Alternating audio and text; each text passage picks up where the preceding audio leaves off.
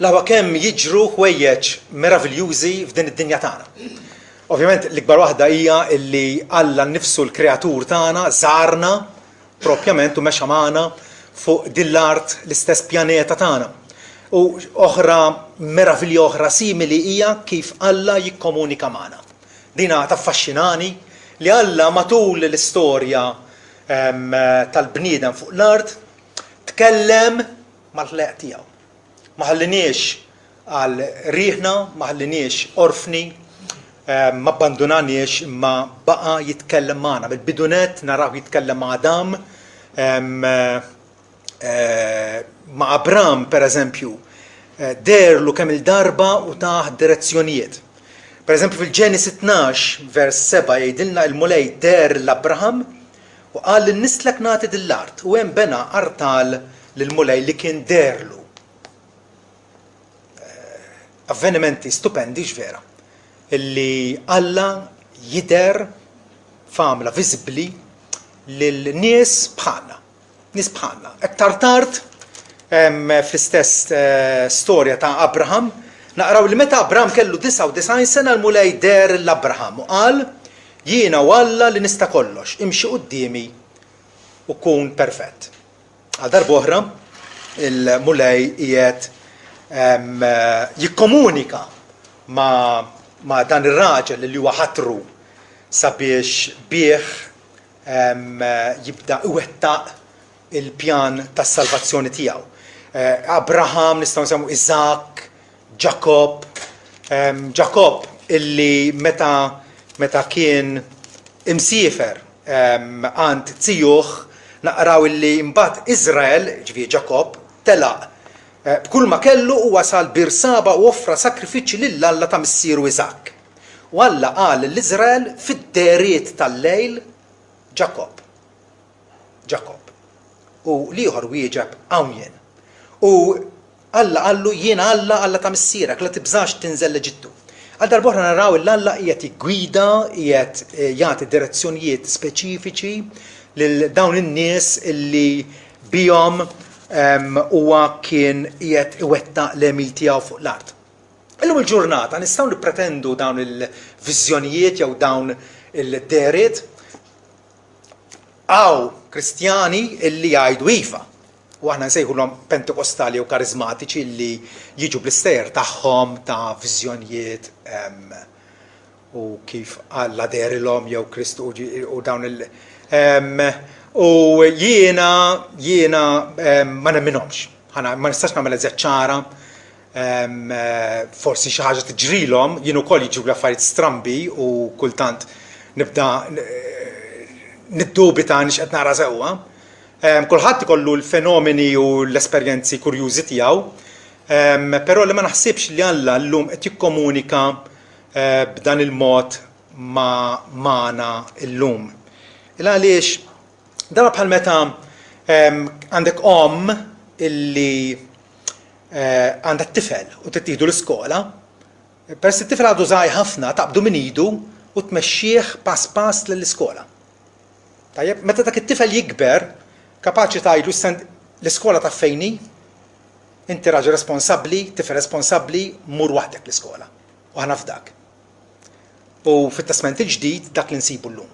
Fil-waqt li Alla dari matul iż-żminijiet tkellem bil-ħolm, bil-viżjonijiet, bid-deriet, teofaniji u dawn id-diversi modi, diversi metodi kif Alla komunika mal-bnedmin, tajjeb, illum il-ġurnata Alla qed jistmana bħala nies illi kapaċi nirċievu dawk il-viżjonijiet. Kapaċi nitalmu minn għandhom u nużawhom iva għat-tisħiħ tal-fidi tagħna. Fatti fil-Ktieb tan-Numri Alla ikellem lin-nies u jgħidilhom hekk ara, Numri 12 vers 6. Jgħidilhom isimgħu kliemi. Jekk ikun hemm profeta fostkom jien il-mulej, nuri li nnifsu li l-nifsi lilu f'xi dera unkellmu fil-ħolm. Ġifi Alla qed jgħid lin-nies illi kif nittratta mal-profeti tiegħi huwa differenti kif nittratta magħkom. jiena nuri li nnifsi lill-profeta, tajjeb, u nkellmu fil-ħolm. Appuntu għalhekk insejħulhom profeti. Iżajja, Ġeremija, dawn irċivew viżjonijiet minn għand Alla. Iżajja darba ra, pereżempju, viżjoni tal-Alla fit-tempju bil-kerubini u s-serafini jadurawh, vera. Però le, ma nistgħux nippretendu illi aħna jkollna dak l-istess esperjenz. Għaliex? Għax Alla mhux kapaċi x'hemm dan. Alla inqeda bil-profeti, u għalhekk insejħulhom profeti, il għaliex bihom imbagħad iwassal kelmtu lilna. Ġifieri. Il-viżjonijiet li kellu Iżajija, jew l-Apostlu Pawlu, jew diversi nies oħra fl-Iskrittura, ingħatawlhom mhux għalihom infushom biss. Din li jridu nifhmu. U din li jridu jifhmu wkoll Pentekostali llum il-ġurnata. Dawk il-viżjonijiet ma jingħatawx lilhom biex iżommuhom għalihom u jgħidu Alla kellimni u Alla derli u komunika miegħi. U tieqa famek l-istorja. Irċivew dak il-viżjonijiet sabiex jgħadduhom lilna. Infatti profeta, id-definizzjoni ta' profeta huwa wieħed li jgħaddi l-messaġġ tal-Alla lin-nies. Issa l-messaġġ tal-Alla riċevut b'ħolma jew b'viżjoni jew b'apparizzjoni, il-profeta xogħlu hu li jgħaddi il-messaġġ tal-Alla lin-nies. U għalhekk irridu noqogħdu attenti llum ġurnata illi mhux kull storja u kull esperjenza li jiġi jgħidulna bħalli kieku hija awtentika. Rridu nkunu nies li kapaċi nagħmlu discerniment, li kapaċi narblu, kapaċi niddistingwu l-ġenwin mill-fals. Il-ġenwin jinsab illum il-ġurnata skritturat fil-Bibja Mazza. U hemmhekk li nistgħu ikollna ħanidu hekk bażi soda mingħajr da dubju li jekk jiena għandi din il-viżjoni li qed naqra dwarha mill-Iskrittura, qisu kont jien li rċivejta bl-istess mod. Għaliex? Għaliex jekk Iżajja kellu viżjoni tal-Alla, dik il-viżjoni Iżajja rrekordja għat-tisħiħ u l-inkoraġġiment tal-fidi tiegħi. Mentri nafu illi llum il-ġurnata qegħdin isiru ħafna claims u qed jiġu b'ħafna viżjonijiet fażulli li marru l-ġenna jew marru l-infern u reġgħu ġew u issa ngħidulkom x'rajt. Dawn l-esperjenzi jew dawn l-istejjer llum iwaqqgħu għaċċajt il-kelma tal-Alla. Għaliex hija xi ħaġa ċertissima illi Alla dak li kellu jgħidulna għalulna u għadu relevanti sal-lum. L-Iskrittura għalkemm jekk tib antik għadu frisk. Il-messaġġ inkorporat fl-Iskrittura għadu frisk. Infatti kemm il-darba Alla qiegħed ikellimkom mis-sema permezz tal-kelma tiegħu. Għalhekk l-Apostlu Pawlu jgħid illi kull ma nkiteb fl-modi inkiteb għat-tagħlim tagħna biex bis-sabar u bil-farax tal-Iskrittura ikollna t-tama. Ġifieri trid illi inti tibqa' għaddej mhix dritt fedelment ma' sidek. Permezz tal-Iskrittura se ssib dak l-inkoraġġiment, se ssib dik il-qawwa biex inti tistabar kif permezz iva ta' dawk il-viżjonijiet illi Alla ta' lill-profeti u lill-apostli tiegħu. Għaliex? Għax dawk il-viżjonijiet ma tomx biss lilhom, ma tom lilhom biex jgħadduhom lilna. U għalhekk tkun ħasra li kieku aħna ngħaddu minn din il-ħajja brasna baxxuta mal-art aktarx milli brasna merfu għal fuq bħalli kieku qegħdin naraw viżjoni mis-sema. Dan għandu jkun l-atteġġament tagħna. Infatti fil-ktieb tal-Proverbji, kapitlu 28, vers 18, jgħidilna li fejn m'hemmx viżjonijiet jew rivelazzjonijiet, il-poplu jisfa bla l-ġiem, isib bla rażan. Il-poplu jibda jagħmel li jrid, għandna bżonn il-viżjonijiet tal-Alla. Għandna bżonn naraw xem qudiemna. Għandna bżonn naraw min huwa Alla tagħna sabiex nirrispondu b'mod xieraq. M'hemmx rivelazzjonijiet il-poplu jkun bla l-ġiem iżda minn ħares il-liġi imbiraku. Dawn il-viżjonijiet illi kellhom il-profeti u l-apostli jgħinuna sabiex aħna aktar u aktar inħarsu il-kelma tal-Alla. Li aħna nobduh aktar, għaliex għajnejna issa huma miftuħin. M'għadniex fil-għama. Id-dawl tas-sema idda fuqna. Dawk li kienu bil-qiegħda fil-wied ta' dal il-mewt fuqhom żerna id-dawl. U għalhekk dawk il-viżjonijiet huma utli għalina. Ma nistgħux ovvjament narawhom kollha, però ħanillimitaw li nfusna għal viżjonijiet tal-Apostlu Pawlu. Karattru familjari magħna x'vera. Jekk naqraw Testament Ġdid kollu u nodduhom il-deriet jew viżjonijiet sopranaturali li kellu, kemm taħsbu li hemm? 7. In-numru perfett. Isu għal qed jgħaddilna messaġġ li b'dawn is-7 viżjonijiet li tajt lill-Apostlu Pawlu huma rrekordjati sabiex bħalma hu jgwadanja minnhom, aħna wkoll nigwadanja minnhom illum il-ġurnata. Ma nkunu f'xejn nieqsa. Aħna naħsbu kultant illi la darba m'għandniex dawn l-esperjenzi kbar u brillanti u fenomenali, allura aħna żvantaġġjati. Xejn minn dan. Xejn minn dan. Daqs kemm aħna m'aħniex żvantaġġjati illa għaliex ma rajniex lil Sidna Ġesu fiżikament. Ma nsertajniex ngħixu f'Iżrael 2000 sen ilu biex imbagħad stajna niltaqgħu miegħu u missuh u narawh u nisimgħuh. Però da mu żvantaġġ xejn. Għaliex Ġesu jgħid imberkin dawk li ma rawx u ma dan kollu emnu. Ġifieri Bibja tagħmililna ċara.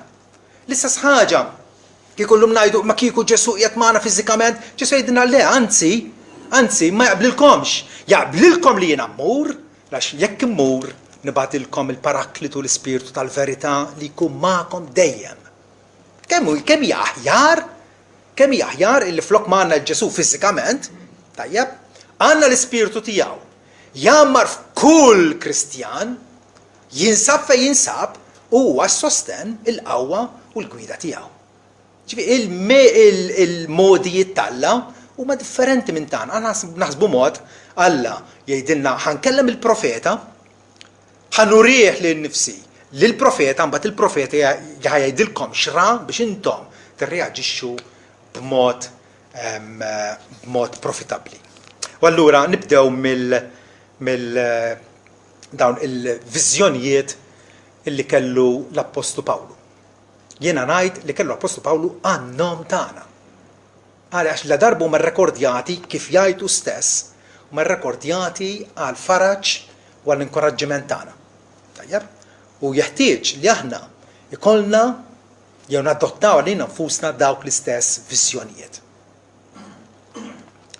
L-ewwel viżjoni li kellu l-istorja ta' fuqha meta kien bħala Sawl il-Fariżew tajjeb bittri ta' awtorità mingħand il-qassasin il-kbar sejlen Damasku u ma' oħrajn miegħu biex jarresta Kristjani anke fi bliet barranin tajjeb u fid-daqqa u l-ħin leħ dawl mis-sema u waqa' mal-art u sema leħen jgħidlu Sawl għaliex qiegħed tippersegwitani. U Sawl qallu min int ja Sid. U hu qal jiena Ġesu li inti qed tippersegwita. Idħol il-belt u se jingħadlek x'għandek tagħmel. Hawnhekk Sawl ta' Tarsu ġie arrestat. Fil-versens tal-kelma filli għaddej qisu bestja selvaġġa joqtol u jagħmel ħsara lil Kristjani, issa ġie arrestat. Arrestat b'mod pożittiv, irċevejna din il-viżjoni li tqajna ma' Ġesu fis-sens li nista' jien b'ċerta persważjoni ngħid nafu lil Ġesu għax waqqafni, kont miexi fit-triq il-wiesa imma waqqafni u daħħalni fit-triq id-dejqa. Kont miexi fit-triq tat-telfin u poġġieni f'dak il-merata ħadru fejn in-nixjat tal-ilma u issa narfu bħala r-raj it-tajjeb tiegħi. Kellna dil-viżjoni taħsbu intom li għandna għalfejn ngħaddu minn dik l-istess esperjenza li naraw id-dawl mis-sema. Le, dik ingħatat lil Pawlu, tajjeb, u hija rrekordjata għal profettana sabiex Alla iġelna nsaqsu jina nfusna. Nafu lil Ġesu? Pawlu saqsih, min int, ja Sid? U Ġesu għallu jiena Ġesu li inti qed tippersegwita, ġifieri ikkonvinċih ukoll u għalhekk nitkellmu dwar il-konverżjoni. Id-dawrien lejn Alla. Ikkonvinċih illi hu kien qiegħed kontrih. La darba kien qiegħed jagħmel ħsara lill-insara, jarrestom u joqtolhom, qed jagħmilhom ħsara. Ġesu qallu, inti m'intix wieħed minn tiegħi għax m'intix fosthom. Anzi kontrihom. U minn hawn jidu nibdew. Jista' jkollok kwalunkwe viżjoni u tista' tikteb kotba u tirrakkonta stejjer, jekk m'għandikx dil-viżjoni li inti ltqajt ma' Ġesu u rajtu. Rajtu ovvjament bl-għajnejn tal-fidi. Rajtu però tafu personalment. Aktar tard meta Pawlu jerġa' jirrakkonta din il-ġrajja tiegħu jgħid kif Ġesu qallu iżda qum u oqgħod fuq saqajk għax għal dan lan għal dan l-iskop dertlek biex nappuntak serv jew għaddej u xut kemm tal-ħwejx li rajt fija kif ukoll tal-ħwejx li għad nidirlek. Ġifieri dakinhar stess Ġesu qallu jiena dertlek u rejtek l-identità vera tiegħi. Ġesu ġibdu lejh u qallu illi ħankompli nidirlek. U dik hija fil-bidu, speċjalment fil-bidu tal-ħajja Kristjana tagħna, kemm għandna bżonna. Li mhux biss niltaqgħu ma' Ġesu, li jkollna dik il-kelma ta' assigurazzjoni li da Ġesu mhuwiex se jitlaqna, imma se jkompli jigwidana. U fatt jekk insibu. Aktar tard fl-Atti tal-Apostli, kapitlu 16. Wara li Pawlu sħabu kienu ilhom jippruvaw jitlu f'dan id-distret jew f'dan ir-reġjun jew f'dak territorju kull darba l-bib jingħalaq f'wiċċhom, finalment naqraw matul il-lejl deret apparizzjoni jew dera lil Pawlu. ċertu raġel Maċedonjan kien wieqaf u jappellalu jgħid għaddi sal-Maċedonja u għenna. U kif ra l-apparizzjoni, trid tfittixna mmorru fil-Maċedonja billi konkludejna li Alla kien sejħilna biex nippritkaw hemmhekk l-Evanġelju. Qegħdin tinnotaw illi mal-konverżjoni jekk inti ta' bilħaq dort lejn Kristu u vera tarfu ħajkun hemm viżjoni oħra li dan l-istess Ġesu jeħtieġ li inti x'għandru titkellem dwaru ma' ħadd ieħor. Il-viżjoni tal-evanġeliżmu ħasejħilha din. Il-viżjoni tal-evanġeliżmu. Li tiltaqa' ma' Ġesu issir konxju tan-nies ta' madwarek. Illi ħafna minnhom huma nies mitlufa, illi għadhom ma rawhx lil Ġesu. Dan ir-raġel Maċedonjan qiegħed jappellalu għaddi sal-Maċedonja u għenna.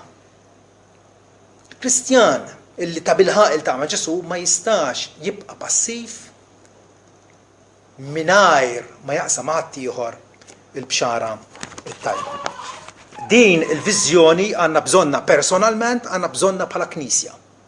Illi aħna inwieġbu meta Alla jurina il-bżonn tan-nies, l-appell tagħhom, l-għajta tagħhom, tgħid li l-għajta tagħhom meta niftaħħal immur inkellimhom dejjem jaqtawli jew dejjem jikkritikawni jew ma jiċċetta. Imma n-nies qegħdin jgħixu fid-dlam u jeħtieġ bħalma ġara lilna li jaraw il-viżjoni ta' Ġesu fil-glorja kollha tiegħu. Imbagħad kapitlu 18 għandna viżjoni oħra li kellu l-Apostlu Pawlu. Kapitlu 18 tal-Atti. U bil-lejl is-Sid qal lil Pawlu f'apparizzjoni tibżax aktar. Iżda kompli tkellem u tiskoċċ. Għax jien ninsab miegħek u ħadd mhu se jaħbad għalik biex jimmaltrattak jew biex jagħmelek il-ħsara għax għandi ħafna nies fil-belt. U s-settilja hemmhekk sena u 6 xhur jgħallem fosthom kelmet Alla. Hawnhekk il-Pawlu qiegħed f'Korintu. Korintu kif ġieli smajtuni ngħid kienet belt diffiċli ħafna. pagana għall-aħħar b'immoralità sfrenata, żeżati kollha tad-dinja, infatti kienu jsejħula il-fossa tal-Greċja, il-fossa fejn jinġabar il-ħmieġ kollu. U Pawlu mar Korintu u apparentament kien daqsxejn baqa' lura, jisu daħal fih nifsu illi ċ-challenge kienet kbira wisq għalih. U Ġesu bħalma wedu fil-bidu derlu f'apparizzjoni qallu tibżax aktar. Tibżax aktar. U aħna araw kemm aħna għandna l-istess sentimenti ta' dan ir-raġel Pawlu.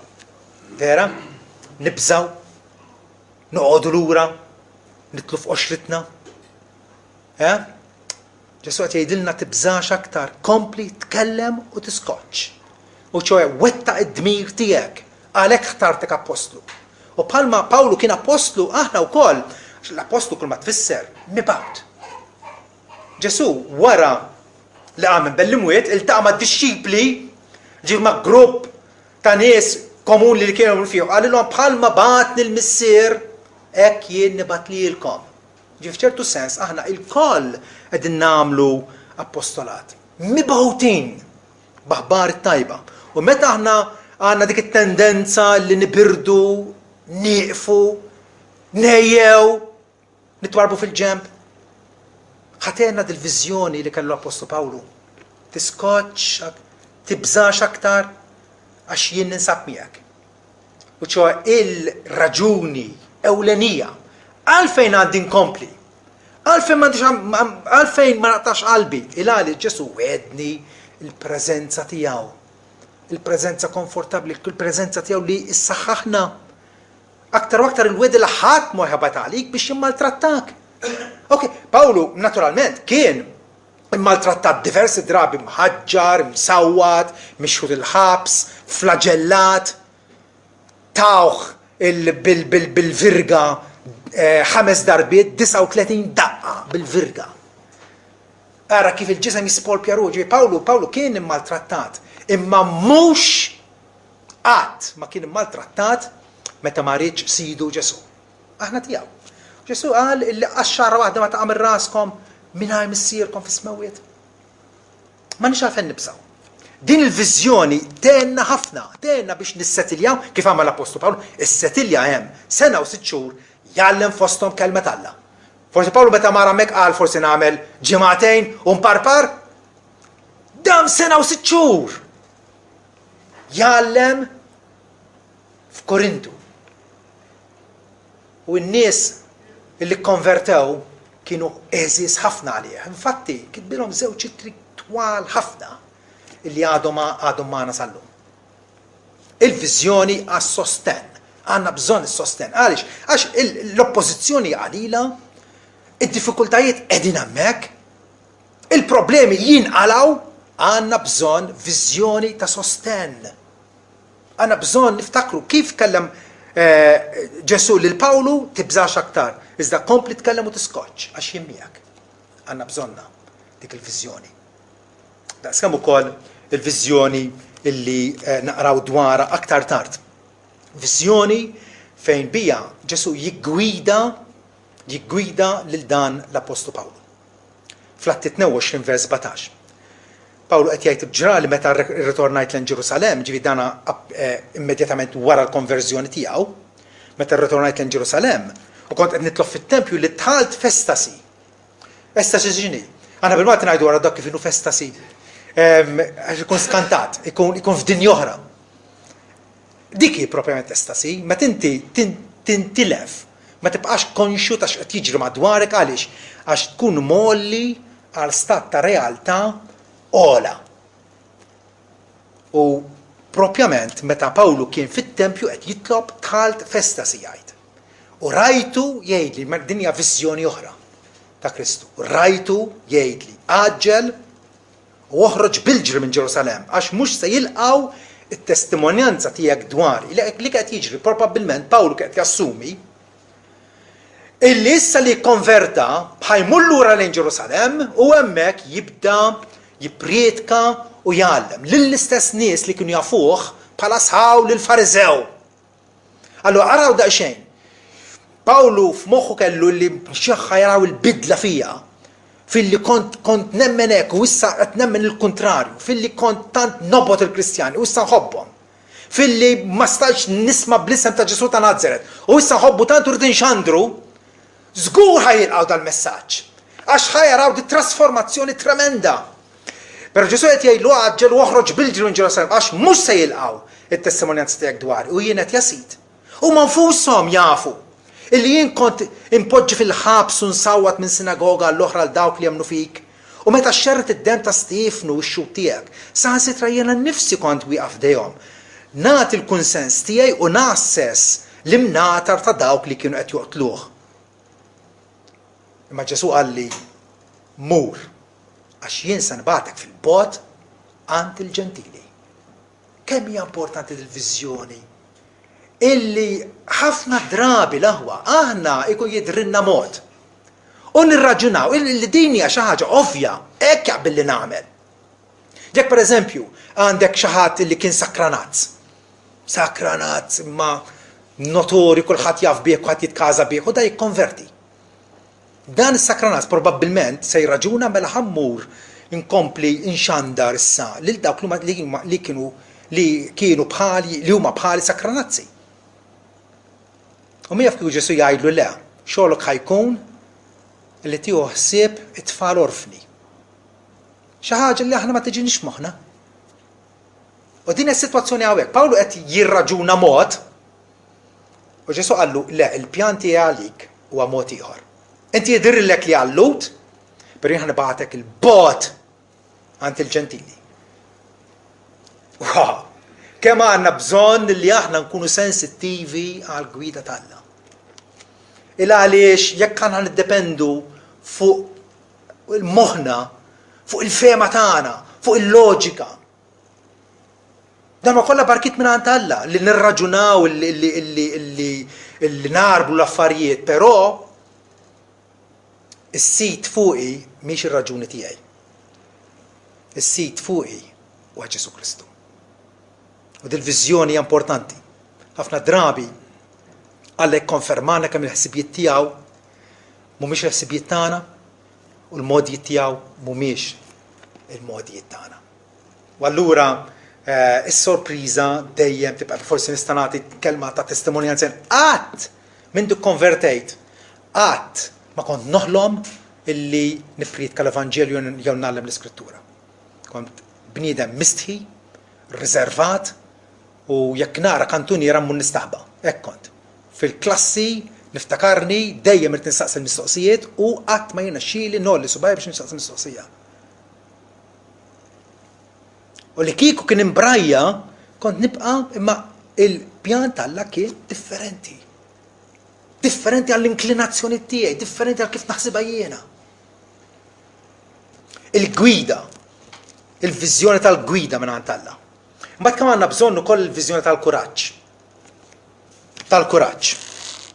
Meta Pawlu mallura Ġerusalemm għall-aħħar darba, kif tafu, kien arrestat xlewħ fals illi niġġes it-tempju minn qala pandemonju sieħ fil-belt tant li kellu jintervjeni il-tribun Ruman naqrawa fl-atti 23 jgħidilna li peress li kien inqala dissens kbir, storbju kbir, it-tribun beża li ma jmurx Pawlu jisfam qatta minnhom.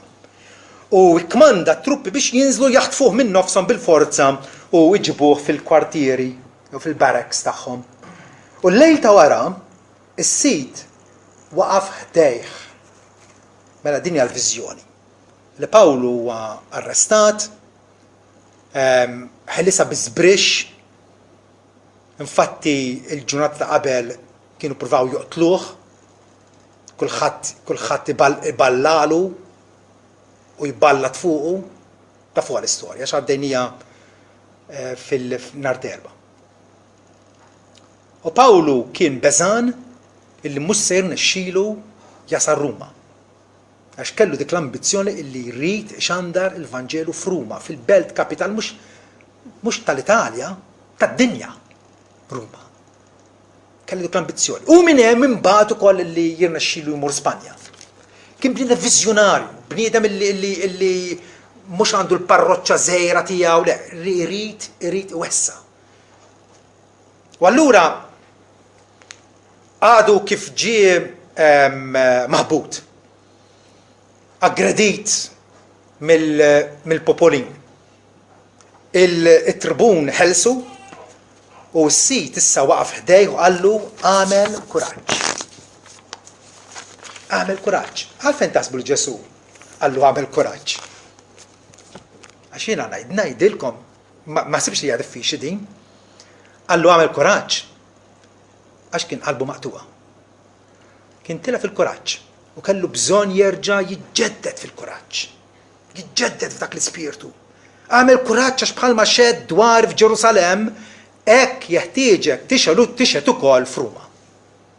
Allura Ġesu assigura hawnhekk illi iva dik l-ambizzjoni qaddisa illi inti għandek, illi jirnexxielek tasal Ruma u x'għandha l-Vanġelu jiena se nara, se niggarantijilek illi attwalment tagħmilha. U tafu l-istorja kif imbagħad dam sentejn ikarkar fil-ħabs għaliex kien hemm Feliċ il-gvernatur u kien hemm Festu l-gvernatur it-tnejn kienu korrotti ridu jixxaħmu minn Pawlu biex jeħilsuh, Pawlu ma rridx dan l-affarijiet. Finalment Pawlu appella biex jidher quddiem Ċesari u infatti mal-ewwel ċans li sabu qabbew fuq bastiment illi kien sejjer lejn Ruma.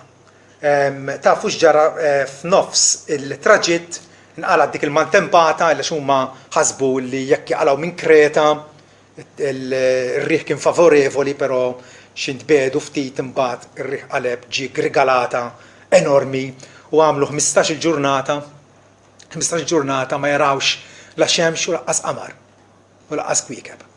Tista' timmaġinaw kulħadd jirremetti fuq il-vapur, ħadd m'għandu ftit jiekol, il-qtil qalb. Vera? U hawnhekk f'nofs din il-sitwazzjoni Pawlu jirċievi viżjoni oħra. Għal darb'oħra nsaqsikom, ġieli kontu b'darkom mal-ħajt, qalbkom maqtuwa ma tafux fejn tagħtu raskom. Għandna bżonn dil-viżjoni li ħanaqralkom issa. Isimgħu.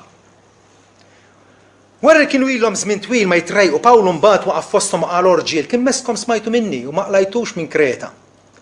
U taqalgħu dat-dannu u t-telf u frattant issa nħeġġiġkom biex issostnu l-kuraġġ tagħkom.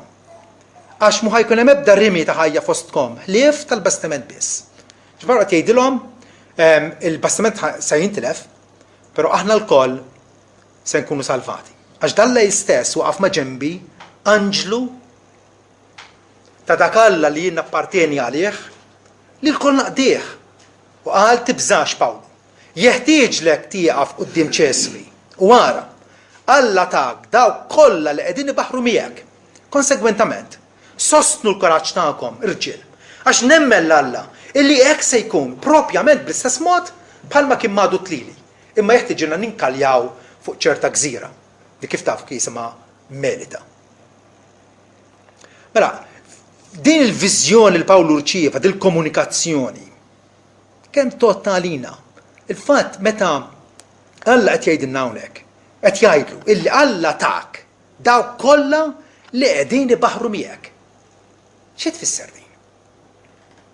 Alla kellu interess illi iva Pawlu se jirnexxielu jasal Ruma biex ixandar ismi lir-Rumani. Talli Pawlu kien fuq il-ġifen, il-bqija ġifieri 275 ruħ oħra ma mitux. Alla tom lil Pawlu bħala rigal. Tahomlu, Alla tak daw kollha li qegħdin ibaħħru miegħek. X'inhi għad il-viżjoni li rridkom tirċievu? Il-fatt illi għalkemm minn filgħodu sa flaxija ġimgħa wara l-oħra forsi qed tagħmel xogħol li tgħid biegħu minn ajr id-dinja tgħaddi. Jew biegħu minn ajri x'differenza se tagħmel. Int ta' sinifikat kbir quddiem Alla. U minħabba fik jitbierku nies oħra. Anke mingħajr huma ma jindunaw u forsi wkoll mingħajr int ma tinduna. Bħalma Ġesu qal, intom il-melħ tal-art. Aħna nippreservaw is-soċjetà tagħna. Qegħdin nagħmlu l-ġid ħafna drabi mingħajr ma nirrealizzaw kif u x'fatta. Imma hawnhekk għandna speċifikat. Alla tak daw kollha li qegħdin ibaħħru miegħek. It-tjieba tal-Alla illi mhux biss ħajjipproteġi lil Pawlu, imma x'Pawlu għażiż għalija miegħu se nagħtih ukoll lill-bqija tal-passiġġieri kollha fuq il-bastiment. Tarmux li konfuskom, intom għażiż għal-Alla. Alla jafkom bisimkom. Jafkom bisimkom. U minħabba fikom ibierek il-familji tagħkom, ibierek il-kollegi tagħkom fuq il-post tax-xogħol, ibierek il-pajjiżkom. Ibierek il-qraba tagħkom. Alla tak dawk kollha li qegħdin ibaħħru miegħek.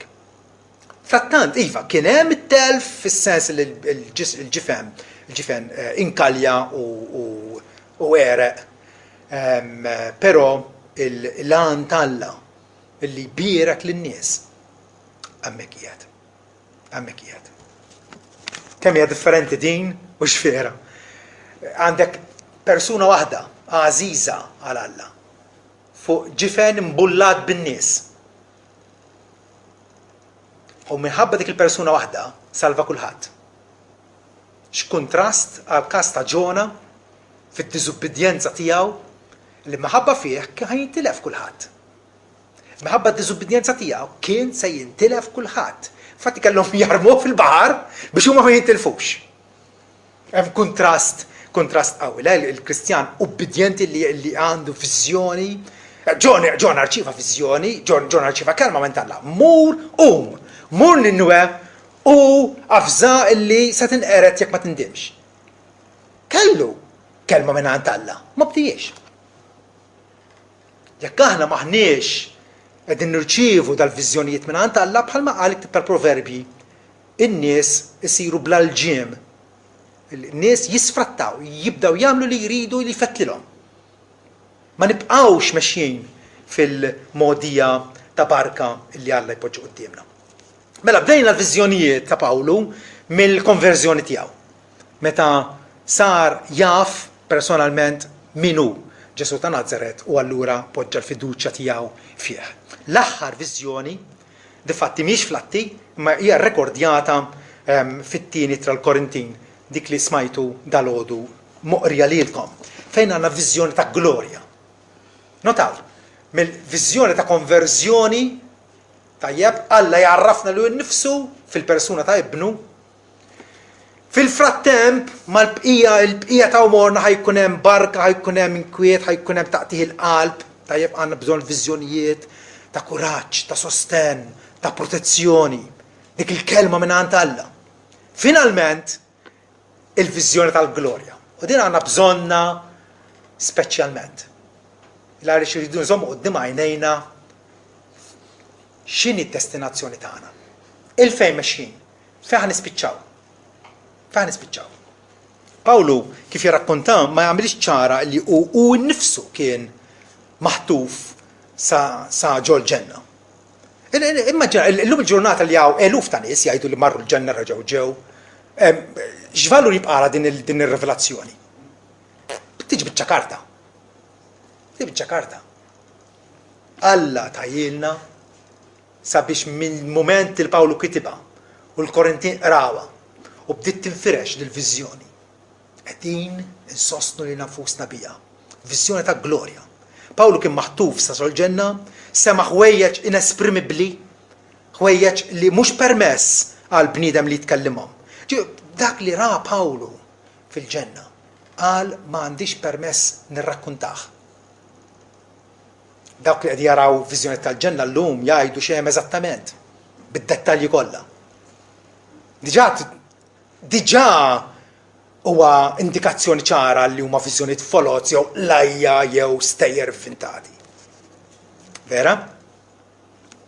Rigward it-tali jien niftaħar, imma rigward jien nifsi, Pawlu mhux qed juri direttament li hu nnifsu rċieva il-viżjoni. Jiena min issa niftaħar li f'bid-djufijieti għax jekk jien nixtieq niftaħar ma nkunx imbiċilli għax nkun qed ngħid il-verità. U Pawlu jaf li qed jgħid il-verità hawnhekk. Infatti, minħabba l-kobor eċċessiv tar-rivelazzjonijiet li Alla kien qiegħed jurih dal-viżjonijiet. Tajjeb, kella tingħatalu xewka f'ġismu. Eżattament x'kienet ma nafux, kienet xi ġufija, xi ħaġa li ddejqu, li tirrestrinġih, li tillimitah. Infatti 3 darbiet talab il-Mulej Ġesu biex ineħħielu u Ġesu qallu li hemm bżonn li tibqa' bija dik għax kieku m'għandikx dik ix-xewka titkabbar. Pawlu kien bniedem tad-demm il-laħam bħalna. U għalhekk araw l-erf talla. Araw l-erf talla. Aħna ma rċivejniex il-viżjoni diretta kull wieħed waħda minnha. Il għaliex il-profeti u l-apostli li rċivew dal-viżjonijiet kellhom ħallsu prezz għoli ħafna tal-li rċivewhom. Tafu x'ġralhom il-profeti u l-apostli? Kollha kienu msawta, mixħutin il-ħabs, ivvilifikati, maqtula, martri. Bħalma ġralu Pawlu, u wkoll matul il-bqija ta' ħajtu kellu jissapporti din ix-xewka f'ġismu li kienet qed tkiddu, li kienet qed iddejqu. Jiena ngħid kemm hu aħjar, kemm hu tajjeb Alla. Illi ta' dal-viżjonijiet il-ħaddieħor għaddewhom lilna u aħna nistgħu niggwadanjaw minnhom. Ugwalment bħalhom. Mingħajr ma aħna ħallsu dak il-prezz għoli ta' dbatijiet, ta' sofferenzi, ta' ħabs minħabba Kristu. Irċevejt viżjoni mis-sema, dik hija l-mistoqsija dal-għodu. Għaliex jekk m'għandekx il-viżjoni tas-sema, allura għadek bħal dik in-naġa mitlufa, żvijata, ma tafx fejn sejra, ma tafx kif ħad tispiċċa, imma żgur ħad tispiċċa ħażin. Għandna bżonn aħna l-koll bħal nax mitlufa, kulħadd sejra għal triqtu. Għandna bżonn il-viżjoni. Li dak ir-raj tajjeb għal ir-raj tajjeb jagħti ħajtu għan-naġ tiegħu u għandna bżonn dil-viżjoni biex aħna nirrikorru għandu, biex aħna nduru lejh, nsibu għandu il-maħfra minn għandu. U kif qed tirrispondi għal viżjoni tas-sema? Xi Kristjani, biex ma ngħidx ħafna Kristjani, xi Kristjani fil-waqt li rċivew viżjoni minn għand Alla mhumiex ubbidjenti għalija. Mhumiex il-ħajja tagħhom mhijiex taqbel mal-viżjoni li huma rċivew. Mentre Apostlu Pawlu meta tkellem quddiem is-Sultan Agrippa fl-Atti 26 jgħidlu għalhekk ja Sultan Agrippa jien ma kontx diżubbidjenti għad-dera jew għall-viżjoni tas-sema. Ma kontx diżubbidjenti. U jgħidha b'dal mod biex lilna jniggżna daqsxejn. U jgħidilna qogħdu attenti li intom ma tkunux diżubbidjenti. Id-dawl tas-sema kemm qiegħed idawwallek il-modija tiegħek. Jekk aħna rċivejna dal-viżjonijiet u qegħdin ngħixu fid-dawl tagħhom, kemm hija viżjoni li rajt dwarha u nsejta, jew rajt dwarha u ma impressjonatikx, jew viżjoni li tajt din hija ħobbs għalija. Din neħtieġa. Din neħtieġa biex ikolli ta' bilħaq il-qawwa fiha nifsi, il-qawwa spiritwali sabiex jiena inkompli għaddej. Allura kemm qed isservi wkoll bħala inċentiv u bħala ispirazzjoni għal ħaddieħor, għal dawk li jafuk. Għal dawk li jafuk. Issa li jiena tajt viżjoni mis-sema. Kemm qed isservi ta' inċentiv. Kemm qiegħed tħajjarhom biex ma jibqgħux bajnihom fissati fuq il-wejx tal-art, imma jollhom il-fuq lejn realtà ogħla u aħjar. Is-salta ta' smewiet. Kemm qegħdin inkunu ta' ispirazzjoni wkoll għal ħaddieħor. Ġesu poġġiena ma qataniex f'xi territorju għalina. Poġġiena u ħallina mal-bqija ta' nies tad-dinja sabiex ninfluwenzaw, sabiex attwalment nagħtuhom, ngħaddulhom dal-istess viżjonijiet li Alla ta' lilna. Amen.